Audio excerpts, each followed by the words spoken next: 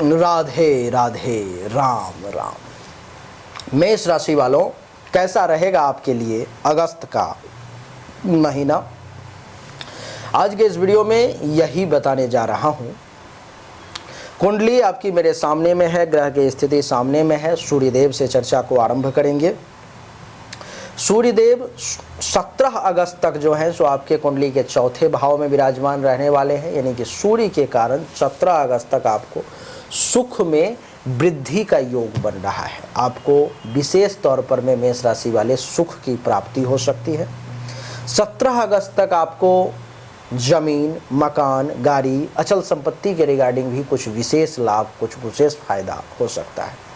माता से अगर कुछ फ़ायदा चाहते हो तो वो भी मिल सकता है। माता को अगर किसी प्रकार की हेल्थ वाइज इशू थी तो उससे राहत होगी। माता के साथ अगर आपके संबंध खराब थे तो वो भी अब ठीक हो जाएंगे। 17 अगस्त के बाद सिंह राशि में, यानी कि अपने ही घर में सूर्यदेव आ जाएंगे, चमत्कार कर देंगे। आपके यश में खूब वृद्धि होने लगेगी। आपके बारे में हर तरफ लोग अच्छी अच्छी बातें चर्चा करने लगेंगे। संतान का सुख मिलने लगेगा 17 अगस्त के बाद। अचानक से कहीं से कुछ धन का लाभ भी मिल सकता है। प्रेम प्रसंग के मामले में अगर कुछ परेशानी चल रही थी तो वो भी अब ठीक होने के योग है। कहीं पर में नया रिश्ता, नया प्रेम प्रसंग भी आपका शुरू हो सकता है, ऐसा मैं देख पा रहा हूँ। बहुत ही बढ़िया समय। सूर्य के बाद मंगल की बात करेंगे। मंगल देवता कन्या राशि में रहेंगे। कन्या राशि यानी कि आपके कुंडली के छठे भाव में। छठे भाव में मंगल के बैठने के कारण दुश्मनों के द्वारा कुछ परेशानी सामने आ सकती है। इस महीने में हल्का फुल्का कुछ हेल्थ वाइज इशू परेशान कर सकता है। लड़ाई झगड़ा के चक्कर में नहीं पड़े, नहीं तो पुलिस स्टेशन से बुलावा आ सकता है, केस मुकदमा हो सकता है, या मामला पुलिस स्टेशन तक जा कर के सिमट सकता है। गुस्से पर में काबू रखें तो ज़्यादा अच्छा रहेगा। बुध जो है सो कर्क राशि में है इस महीने में, यानी कि आपकी कुंडली के चौथे भाव में।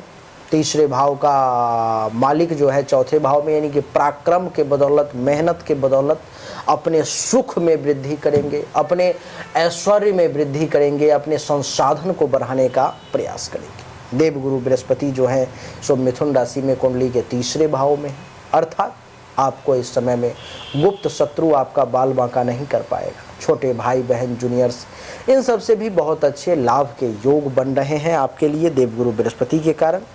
और साहस में भी वृद्धि होगी। छोटी छोटी यात्राएं भी बहुत होंगी जो लाभदायक सिद्ध होंगी।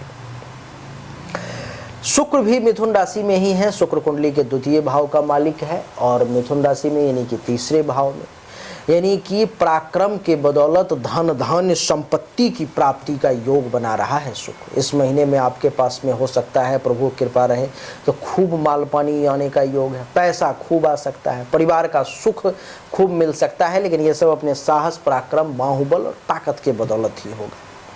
शनिदेव जो है सो मीन राशि में है कुंडली के 12वें भाव में, तो खर्चा ज़्यादा करवाएंगे, धन का कुछ नुकसान भी करवा सकते हैं। नींद में कुछ परेशानी का आपको सामना करना पड़ सकता है, ऐसा मैं देख रहा हूँ। आपकी जानकारी के लिए मैं बता दूं कि राहु जो है कुंडली के 11 भाव में है, लाभ के घर में, कुंभ राशि में, तो आमदनी में कुछ वृद्धि करेंगे, लाभ दिलवाने का प्रयास करेंगे। कुछ बड़ी इच्छाएं जो है आपकी वो पूरी हो जाए, ऐसी राहु की कोशिश रहेगी। केतु जो है कुंडली के 5वें भाव में है, तो कोई नया प्रेम प्रसंग भीतर ही भीतर गुप्त सुप्त रूप से शुरू हो सकता है, जो लोग जानेंगे भी नहीं और आप लोगों का प्रेम प्रसंग शुरू हो जाएगा। कुछ चाहने वाले लोग भी गुप्त रूप से आपके लिए बढ़ सकते हैं, ऐसे योग बन रहे हैं। तो समय बड़ा सुखद है। उपाय एक छोटा सा मंगल के लिए और शनि के लिए करना है। हनुमान जी का पूजन करें मंगलवार के दिन। शनि का और मंगल का दोनों का उपाय हो गया, किसी भी प्रकार की परेशानी महसूस नहीं होगी। हनुमान चालीसा का पाठ करें। मंगलवार के दिन जाकर के जो है बजरंगबली को प्रणाम करें, उनसे प्रार्थना करें कि शनि मंगल के किसी भी प्रकार के दोष अगर हो तो हमें उससे रक्षा करें, बजरंगबली रक्षा करें। हमने अभी तक आपको जो भी जानकारी दी ये 100% सत्य नहीं है। फिर से सुने, 100% सत्य नहीं है। आपने बिल्कुल सही सुना है। ऐसा मैं क्यों कह रहा हूं? क्योंकि अभी तक जो हमने आपको बताया ये एक सामान्य राशि फल है, विशेष नहीं है। विशेष जानकारी, 100% एक्यूरेट जानकारी तो आपको तभी मिल सकती है जब पर्सनली आपके जन्म कुंडली की जांच की जाए, पर्सनली आपके हाथ की रेखा को देखा जाए, तभी तो सिर्फ आपके बारे में सही जानकारी आपको प्राप्त होगी।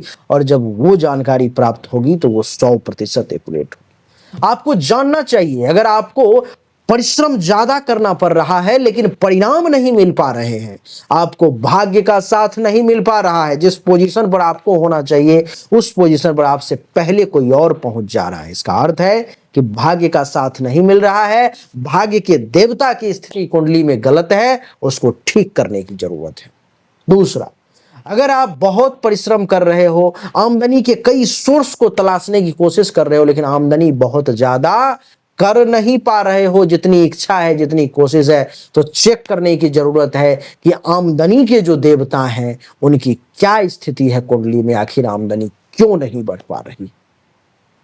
अगर आप पैसा तो कमा रहे हो लेकिन बचत नहीं कर पा रहे हो, लाख प्रयास करते हो लेकिन फिर भी कितना भी पैसा कमा लूं, कितनी भी कोशिश कर लूं, बचत नहीं हो पा रहा है, तो आपको चेक करने की जरूरत है कि जन्म कुंडली में जो धन धान्य संपत्ति के बचत की देवता है, जो बैंक बैलेंस के देवता है, उनकी क्या स्थिति है, क्यों ऐसा हो पा रहा है।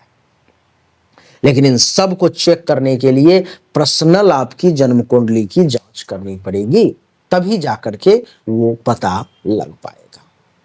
देवियों सज्जनों, चाहे कोई बीमारी है जो आपको बहुत परेशान कर रहा है, बहुत परेशान कर रहा है, आप ठीक नहीं हो पा रहे हो, चाहे आपका विवाह नहीं हो रहा, वैवाहिक जीवन में अथवा परेशानी आ रही है, मामला तलाक तक पहुंच गया है या विवाह हो ही नहीं पा रहा है, जिस काम को करने की कोशिश कर रहे हो हर काम में रुकावट आ रहा है, जमीन मकान गाड़ी चाह रहे हो लेकिन हो नहीं पा रहा है, तो इन सभी शंकाओं का समाधान जन्म कुंडली देखने के बाद ही मैं आपको दे सकता हूं। उसके लिए सामने दिए गए नंबर पर में अपनी जन्म तारीख, जन्म समय, जन्म स्थान, दोनों हाथ के हथेली का फोटो अवश्य भेजें। जो शुल्क है जमा करें, इंतजार करें, आपको जानकारी अवश्य मिलेगी। अच्छा लगा तो वीडियो को लाइक करें, शेयर करें, चैनल को सब्सक्राइब करके इसके बेल आइकन के बटन को दबा दें। राधे राधे, राम राम कमेंट में लिखना ना भूलें।